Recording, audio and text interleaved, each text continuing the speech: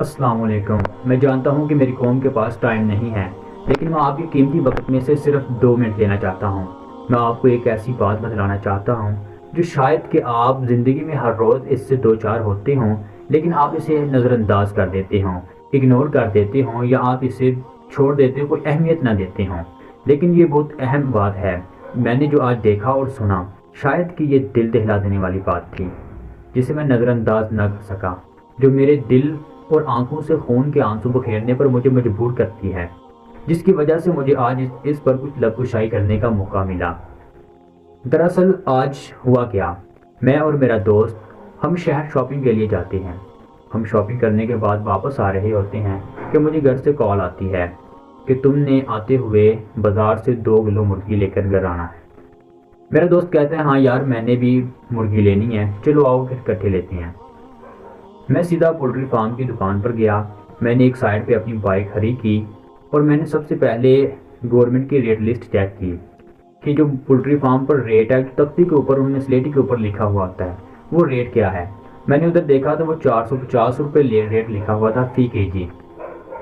اب میں نے شاپ کیپر سے کہا کہ بھائی مجھے 4 کلو گوشت دے دو۔ اس نے کہا بھائی ٹھیک ہے، میں تمہیں 4 کلو گوشت دے دیتا ہوں، لیکن تمہیں گوشت ملے گا 500 روپے فی کے جی کے حساب سے۔ میں نے کہا بھائی وہ کیوں، یہ سلیٹی پر آپ نے 450 روپے لکھا ہے، تو مجھے 500 روپے کیوں دیں گے آپ؟ اس نے اپنے ساتھ بیٹھے ہوئے اپنے ہیلپر کو اشارہ کیا، وہ فٹ سے آیا، اس نے 5-7 سلیٹیاں تھیں جن پر ریٹ لسٹ لکھی ہوئی تھی، اس نے وہ سلیٹیاں اتاری اور جٹ سے غائب کر دیں۔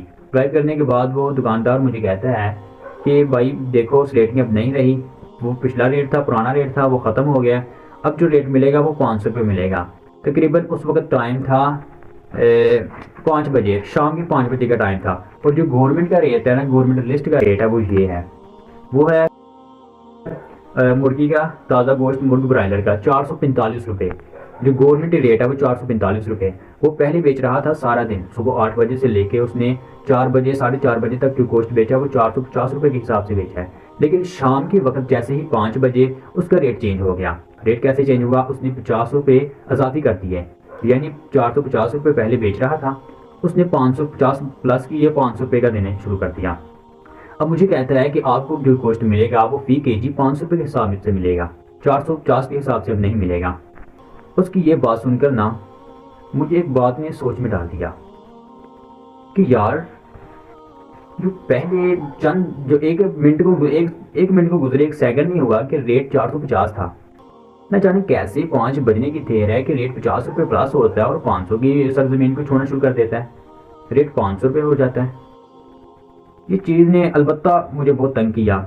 بات کرنے کا مقصد یہ ہے کہ یار ہم ہی یوتھ ہیں اس ملک کی، ہم ہی مستقبل ہیں اس وطن کا، ہم سے مستقبل وابستہ ہے اس وطن کا۔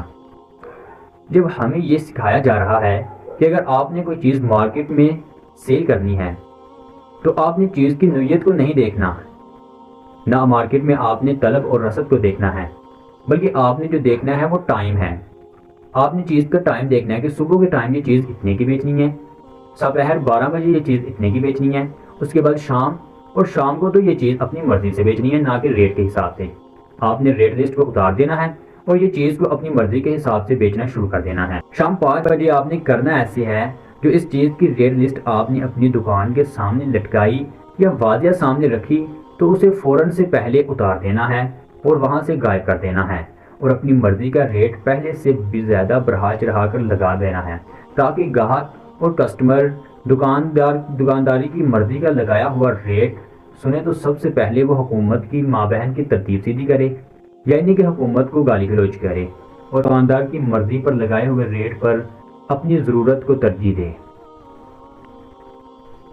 اب نکتے کی بات یہ ہے کہ اچانک 5 بجے کے بعد یہ ریٹ کا بدل جانا، یہ بات مجھے بہت تنگ کرنے لگی۔ دراصل بات یہ ہے کہ وہ دہاڑی دار، وہ رکشہ ڈرائیور، وہ چھوٹی دکانوں کا مالک، وہ چھوٹے چھوٹے کاروبار کرنے والے لوگ، جن کا وہ سائیکل والا جو لوری پورا بیچ کر ان کو دال یہ بیچ کر رات کو بمشکل وہ 800 900 یا 1000 کی زیادہ سے زیادہ مزدور کتنا کما لیتا ہے 1000 یا 1200، رکشہ ڈرائیور کتنا کما لیتا ہے 1000 یا 1200، لیکن یہ وہ لوگ ہیں جو ہر روز اپنے پیسے لے کر انہیں استعمال کرتے ہیں، یعنی کہ انہیں دیہاڑی کے پیسے ملنے ہیں تو انہوں نے استعمال کرنے ہیں۔ اب شام کو انہوں نے گھر جانا ہوتا ہے، ان کی مجبوری ہے شام کو گھر کچھ نہ کچھ کھانے کے لیے تو لے کر جانا ہی ہے نا۔ اب سبزی کی دکان پہ جاؤ، ان کا بھی یہی حساب ہے، شام کو وہ بھی ریٹ ہائی کر دیتے ہیں۔ گوشت کی دکان پر جاؤ، آپ فروٹ کی دکان پر جاؤ، جہاں بھی جس دکان پر بھی جاؤ گے وہ شام کو اپنے ریٹ ہائی کر دیتے ہیں، کیونکہ شام کو یہ مزدور، یہ دہاڑی دار طبقے والے، یہ روزانہ کی آمدن کے ساتھ اپنا گزر بسر کرنے والے خرید و فروخت کرتے ہیں۔ بات کرنے کا مقصد یہ ہے کہ انسانیت نام کی کوئی چیز ہم میں باقی نہیں رہی۔ غیرت اور نفس مطمئنہ کی جو چیز ہے نا وہ ہمیں باقی نہیں رہی۔ بے غیرتی کی انتہا پر اتر آئے ہیں اور نہیں دیکھتے کہ سامنے والا مزدور ہے یار، اس نے بھی کچھ کھانا ہے، گھر لے کر جانا ہے، لیکن ہم ہیں کہ اپنی انا میں اور اپنے اس زوال پر جو میرے خدا کو نہیں پسند، ہم اس میں سرکش پھر رہے ہیں۔ اب گورنمنٹ کی کیا بات کریں؟ گورنمنٹ کو کون مانتا ہے اس ملک میں؟